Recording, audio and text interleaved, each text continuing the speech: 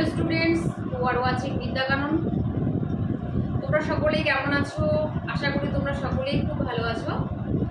আজকে আমরা যে বিষয়টি নিয়ে আলোচনা করব সেটা হচ্ছে তোমরা যারা টেট কোয়ালিফাই করেছো এবং যারা ইন্টারভিউর জন্য প্রিপারেশন নিচ্ছ তাদের জন্য আজকের এই ক্লাসটি খুব গুরুত্বপূর্ণ।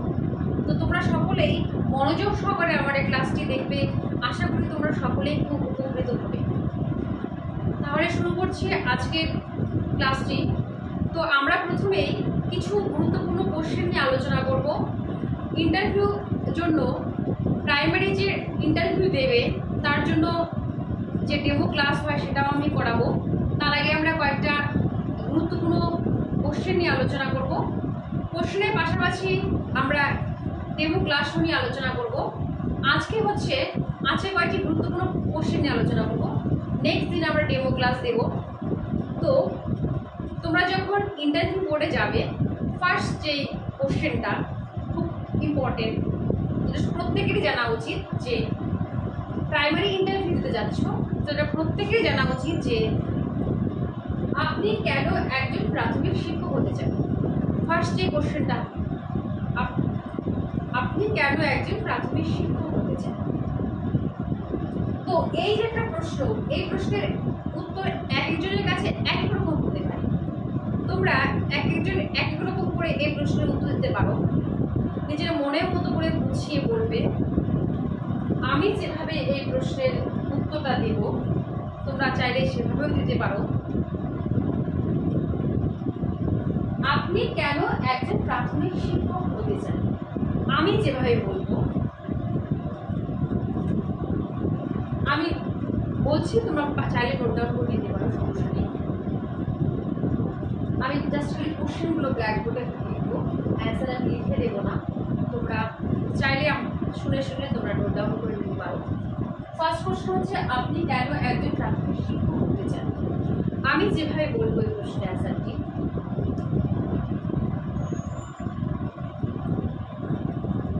আজকের শিশুরা ভবিষ্যতের নাগরিক। আজকের শিশুরা ভবিষ্যতের হচ্ছে নাগরিক। তাদেরকে শেখার মধ্য দিয়ে আমি আমার জীবিকা নির্বাহ করতে পারি। এই জীবিকা নির্বাহের পাশাপাশি তাদের জন্য আমি কিছু করে যেতে পারব। এছাড়া আমি যতটুকু জ্ঞান অর্জন করেছি তাদেরকে দিয়ে যেতে পারব। তাই আমি একজন প্রাথমিক শিক্ষক হতে চাই। তোমাদের যদি এই প্রশ্নের অ্যান্সারটি তোমাদের যদি এভাবে ভালো লাগে, তোমরা এভাবেও দিতে পারো। চাইলে তোমরা নিজের মনের মতো করে সাজিয়েও দিতে পারো। তাহলে কি বললাম, আজকে শিশুরা ভবিষ্যতের সুনাগরিক। তাদেরকে শেখানোর মধ্য দিয়ে আমি আমার জীবিকা নির্বাহ করতে পারি। সেই জীবিকা নির্বাহের পাশাপাশি তাদের জন্য কিছু করে যেতে পারি।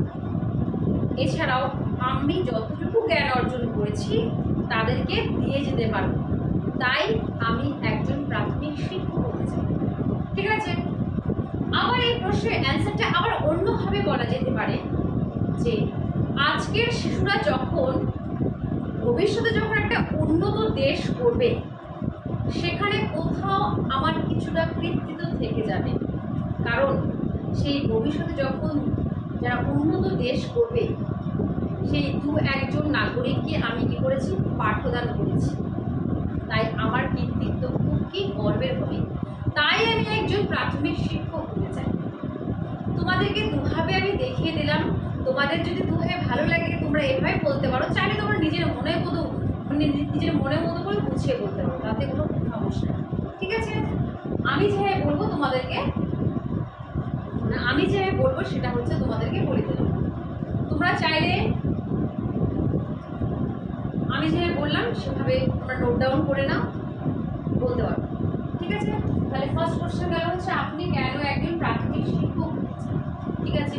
এবার হচ্ছে সেকেন্ড কোশ্চেন নিয়ে আলোচনা করবো। সেটা হচ্ছে, এখানে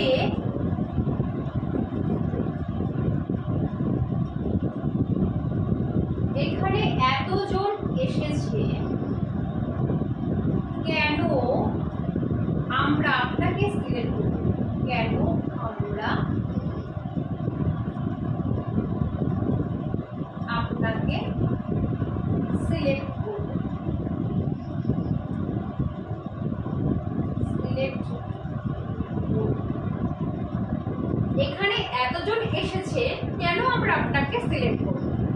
যখন তোমরা ইন্টারভিউ করে যাবে তখন কোনো কিছু মুখস্থ করার ব্যাপার নেই। তোমরা হচ্ছে মন খুলে মন থেকে যারা তোমাদের ইন্টারভিউ নেবে তাদের সাথে আলোচনা করবে, কোনো কিছু মুখস্থ করার ব্যাপার নেই। তোমরা হচ্ছে মন থেকে তাদের সাথে আলোচনার মাধ্যমে তোমাদের যে সমস্ত প্রশ্ন করবে তাদের সেগুলো উত্তর দেওয়ার চেষ্টা করবে, ভয় পাওয়ার কিছু নেই। ঠিক আছে? তো সেকেন্ড হচ্ছে এখানে এতজন এসেছে, কেন আমরা আপনাকে সিলেক্ট করব? ঠিক আছে, তাহলে তোমরা প্রথমে কেন আমরা আপনাকে সিলেক্ট করব, তাহলে এবার প্রশ্নের উত্তরটা এভাবে বলতে পারো যে স্যার বা ম্যাম, যে একজন শিক্ষকের মধ্যে যে সমস্ত গুণাবলী থাকা দরকার, একজন প্রাথমিক শিক্ষকের মধ্যে যে সমস্ত গুণাবলী থাকা দরকার, কী কী গুণাবলী থাকতে পারে? হয় বিষয়ভিত্তিক গভীর জ্ঞান থাকতে হবে, বন্ধুত্ব সুলভ আচরণ থাকতে পারবে, এবং যেটা সবচেয়ে বেশি ইম্পর্টেন্ট অবশ্যই যে বন্ধুত্ব সুলভ আচরণ। বন্ধুত্ব সুলভ আচরণ থাকতে হবে। যখন তুমি পাঠদান করবে শিক্ষার্থীদের সাথে তোমার সম্পর্কটা অবশ্যই বন্ধুত্ব সুলভ রাখতে হবে। তাহলে কি একজন শিক্ষকের মধ্যে অবশ্যই বিষয়ভিত্তিক গভীর জ্ঞান থাকতে হবে, তুমি যে বিষয়টা পড়াচ্ছ সেই বিষয়ের প্রতি তোমার গভীর জ্ঞান থাকতে হবে। আর কি বন্ধুত্ব সুলভ আচরণ, শিক্ষার্থীদের সাথে তোমার অবশ্যই বন্ধুত্ব সুলভ আচরণ করতে হবে, বন্ধুত্ব সুলভ আচরণ থাকতে পারে, এবং হচ্ছে সহকর্মী হওয়ার ক্ষমতা থাকতে হবে, এবং হচ্ছে সর্বোপরি যথেষ্ট ধৈর্য থাকতে হবে। তাহলে এই প্রশ্নের অ্যান্সারটা কীভাবে দেবে? যে স্যার বা ম্যাম একজন শিক্ষকের মধ্যে যে সমস্ত গুণাবলী থাকার দরকার, যেমন হচ্ছে বিষয়ভিত্তিক গভীর জ্ঞান, বন্ধুত্ব সুলভ আচরণ, সহকর্মী হওয়ার ক্ষমতা, এবং সর্বোপরি যথেষ্ট ধৈর্য আমার মধ্যে রয়েছে, তাই আমি একজন প্রাথমিক শিক্ষক হতে চাই। এবং আপনারা যদি আমাকে সিলেক্ট করেন তাহলে আমি বাচ্চাদের শারীরিক এবং হচ্ছে পুঁথিগত দিক থেকে সুন্দর করে তুলতে পারবো। ঠিক আছে? তাহলে কি বললাম? যে একজন শিক্ষকের মধ্যে যে সমস্ত গুণাবলী থাকা দরকার, বন্ধুত্ব সুলভ আচরণ, বিষয়ভিত্তিক গভীর জ্ঞান, সহকর্মী হওয়ার ক্ষমতা, এবং যথেষ্ট ধৈর্যশীল, প্রত্যেকটি কি আমার মধ্যে রয়েছে। যদি আপনারা আমাকে সিলেক্ট করেন তাহলে আমি বাচ্চাদের কি শারীরিক এবং সামাজিক এবং পুঁথিগত দিক থেকে সুন্দর করে তুলতে পারবো। ঠিক আছে? তাহলে বোঝা গেল এই দুটো কোশ্চেন। এখানে এতজন এসেছে, কেন আমরা সিলেক্ট করবো? আমি যেভাবে বললাম তোমরা চাইলে নোট ডাউন করে নিতে পারো, তাতে তোমাদের কোনো অসুবিধা হবে না। ঠিক আছে? এরপর হচ্ছে একজন শিশুর ব্যক্তিত্ব বলতে কি বোঝো? একজন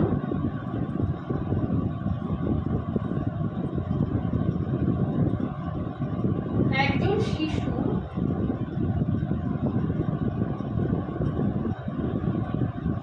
ব্যক্তিত্ব বলতে কি বোঝো?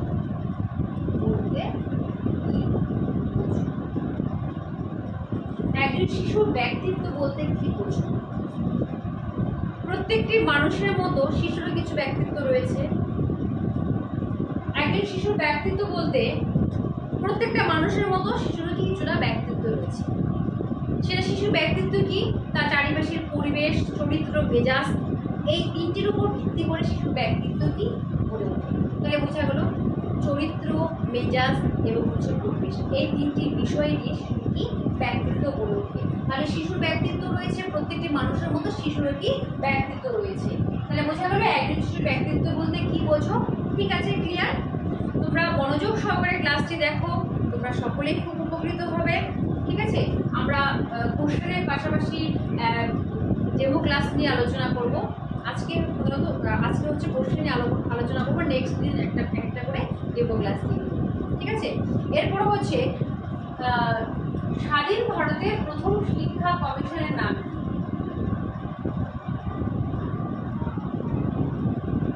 স্বাধীন ভারতের প্রথম শিক্ষা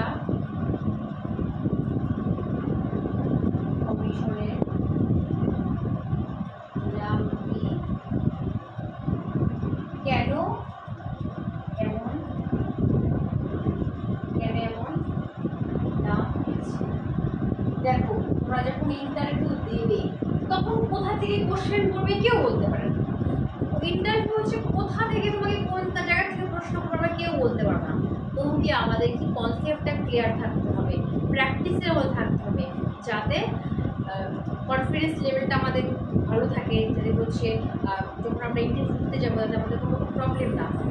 যদি আমরা প্র্যাকটিসের মধ্যে না থাকি, হ্যাঁ অনেকের এরকম ধারণা হতে পারে যে ইন্টারভিউ তো কোথা থেকে কোশ্চেন করবে, কেন করবো, সেজন্য করবো, মানে এরকম ভাবনা থাকতে পারে। এরকম ভাবনা থাকলে চলবে না, তাহলে কি সবসময় কি প্র্যাকটিসের মধ্যে থাকতে হবে, ঠিক আছে। এরপরে হচ্ছে স্বাধীন ভারতের প্রথম শিক্ষা কমিশনের নাম কি, কেন এমন নাম হচ্ছে? তাহলে স্বাধীন ভারতের প্রথম শিক্ষা কমিশনের নাম হচ্ছে বিশ্ববিদ্যালয় কমিশন, ঠিক আছে। 1948 সালের 4 নভেম্বর 1948 সালের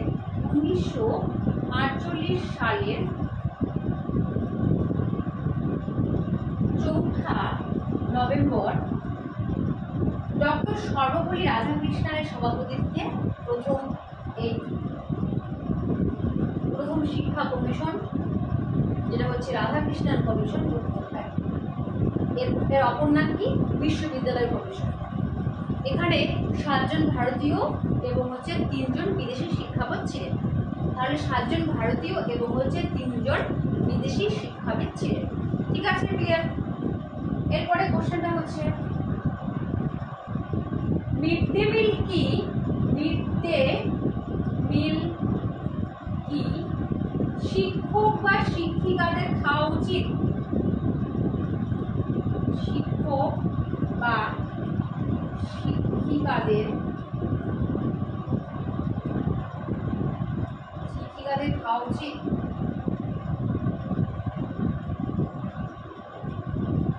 মিড ডে মিল কি শিক্ষক বা শিক্ষিকার খাওয়া উচিত? যখন স্কুলে বাচ্চাদেরকে মিড ডে মিল দেয় তখন কি শিক্ষক বা শিক্ষিকার খাওয়া উচিত? তুমি কি মনে করো? হ্যাঁ অবশ্যই খাওয়া উচিত, অবশ্যই খাওয়া উচিত। যখন মিড ডে মিল পরিবেশন করার অন্তত পক্ষে 10 বা 15 মিনিট আগে একজন শিক্ষক বা শিক্ষিকাদের অবশ্যই মিড ডে মিল খাওয়া উচিত। কারণ মিড ডে মিল খেয়ে তাদের দেখা উচিত যে সেই খাবারে কোনো রকম বিষক্রিয়া হচ্ছে কিনা, তারপরে বাচ্চাদেরকে খাবার পরিবেশন করা উচিত। তাহলে অবশ্যই, তাহলে এই প্রশ্নের অ্যান্সার কি দেবো যে হ্যাঁ অবশ্যই শিক্ষক বা শিক্ষিকার মিড ডে মিল খাওয়া উচিত। খেয়ে দেখা উচিত যে সেই খাবারে কোনো রকম বিষক্রিয়া হচ্ছে কিনা, খাবার চেক করার পর বাচ্চাদেরকে কি পরিবেশন করানো উচিত, ঠিক আছে। এরপরে হচ্ছে মিড ডে মিল কি শিক্ষা ব্যবস্থা নষ্ট করছে? মিড ডে মিল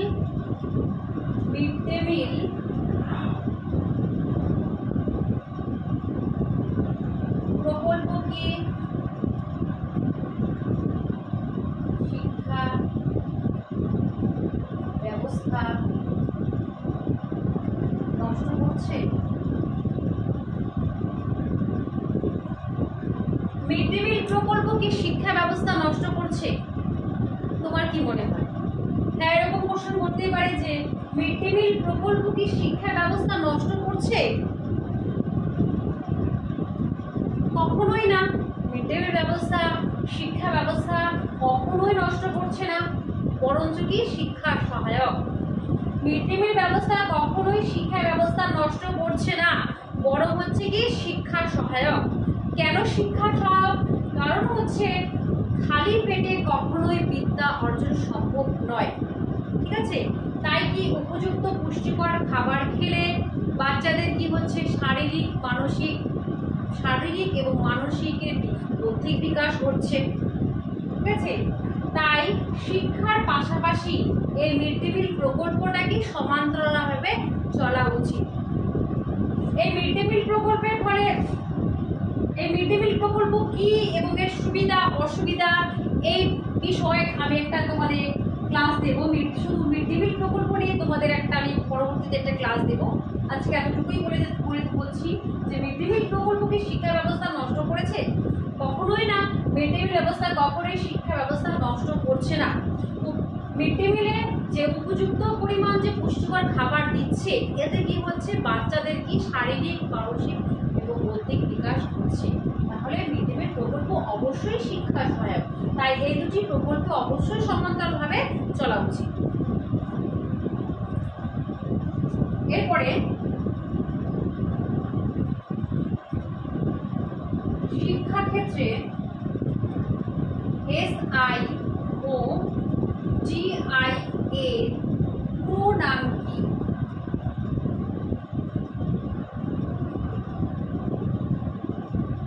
শিক্ষাক্ষেত্রে SI ও DI এর পুরো নাম কি?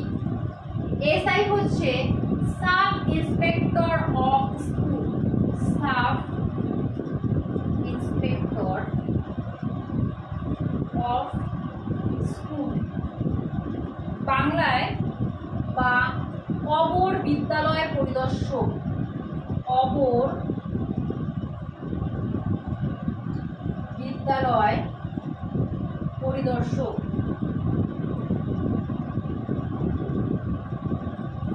DI হচ্ছে ডিস্ট্রিক্ট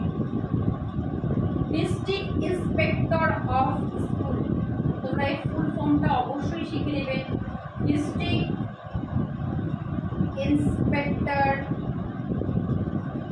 অফ স্কুল, প্রাথমিক ডিস্ট্রিক্ট ইন্সপেক্টর অফ স্কুল বা জেলা বিদ্যালয় পরিদর্শক, জেলা বিদ্যালয় পরিদর্শক। আমি আবার বলছি, ঠিক করে দেখতে না পারো, আবার বলে দিচ্ছি। শিক্ষাক্ষেত্রে SI ও DI এর পুরো নাম কি? SI হচ্ছে সাব ইন্সপেক্টর অফ স্কুল বা অবর বিদ্যালয় পরিদর্শক। DI হচ্ছে ডিস্ট্রিক্ট ইন্সপেক্টর অফ স্কুল বা জেলা বিদ্যালয় পরিদর্শক। ঠিক আছে?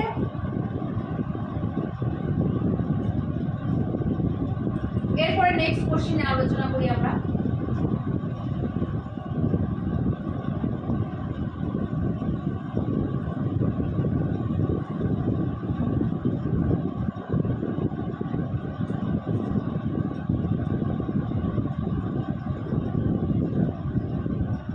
দুজন শিক্ষার্থী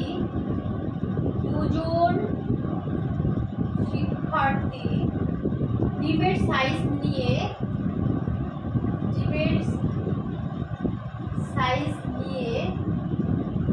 ঝামেলা করছে।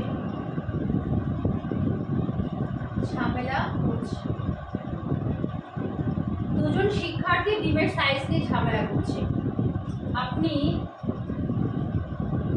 একজন শিক্ষক বা শিক্ষিকা হিসেবে কি করবেন? শিক্ষক বা শিক্ষিকা হিসেবে কি করবেন? দুজন শিক্ষার্থী ডিমের সাইজ নিয়ে ঝামেলা করছে, একজন শিক্ষক বা শিক্ষিকা হিসেবে কি করবেন? কি করবেন বলতে তাদেরকে কি করে বোঝাবে? দুজন শিক্ষার্থী যখন মিড ডে মিল দিচ্ছে, হ্যাঁ দুজন শিক্ষার্থী ঝামেলা করছে, আমার ডিম ছোট আমার ডিম বড়, তখন সেক্ষেত্রে আপনি একজন শিক্ষক বা শিক্ষিকা হিসেবে কি করবেন? তাদেরকে বোঝাবে যে ডিম হচ্ছে একটা প্রাকৃতিক জিনিস, এটার সাইজ ছোট হতে পারে বড় হতে পারে। ঠিক আছে?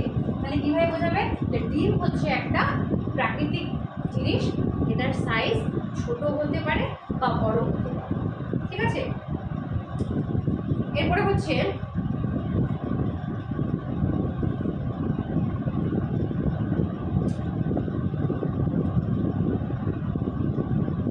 একজন শিক্ষকের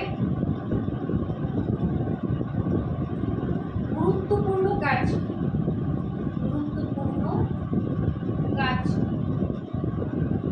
একজন শিক্ষকের গুরুত্বপূর্ণ কাজ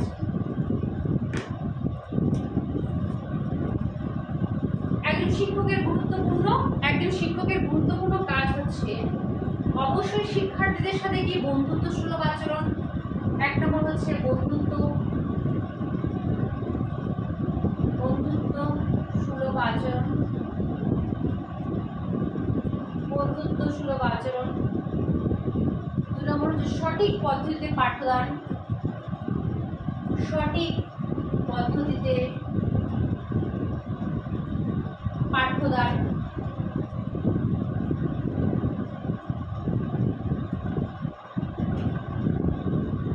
আধুনিক প্রযুক্তি ও টিএলএম এর ব্যবহার, আধুনিক প্রযুক্তি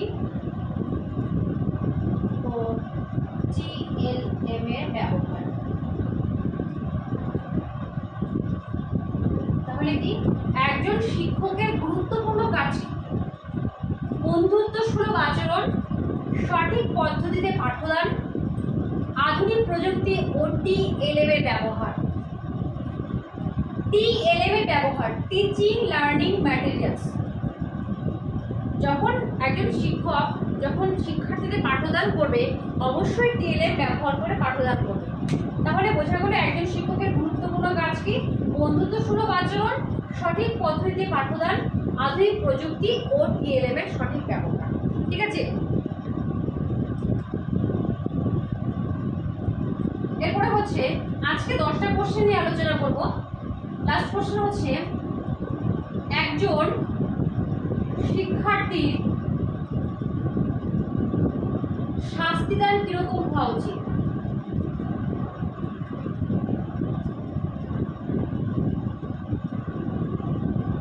কিরকম হওয়া উচিত? একজন শিক্ষার্থীর শাস্তিদান কিরকম হওয়া উচিত? একজন শিক্ষার্থী শাস্তিদান কিরকম হওয়া উচিত? শারীরিক এবং মানসিক কোনোরকম ভাবেই শাস্তিদান দেওয়া উচিত নয়। একজন শিক্ষার্থীকে শারীরিক এবং মানসিক কোনো দিক দিয়ে শাস্তি দেওয়া উচিত নয়। তাদেরকে বন্ধুত্ব সুলভ আচরণের মাধ্যমে শিক্ষা অভিমুখে আনতে হবে। একজন শিক্ষকের অবশ্যই তাদের সাথে বন্ধুত্ব সুলভ আচরণের মাধ্যমে তাদেরকে শিক্ষা অভিমুখে আনতে হবে। তাহলে তাদেরকে কখনোই শারীরিক এবং মানসিকভাবে শাস্তিদান করা উচিত নয়।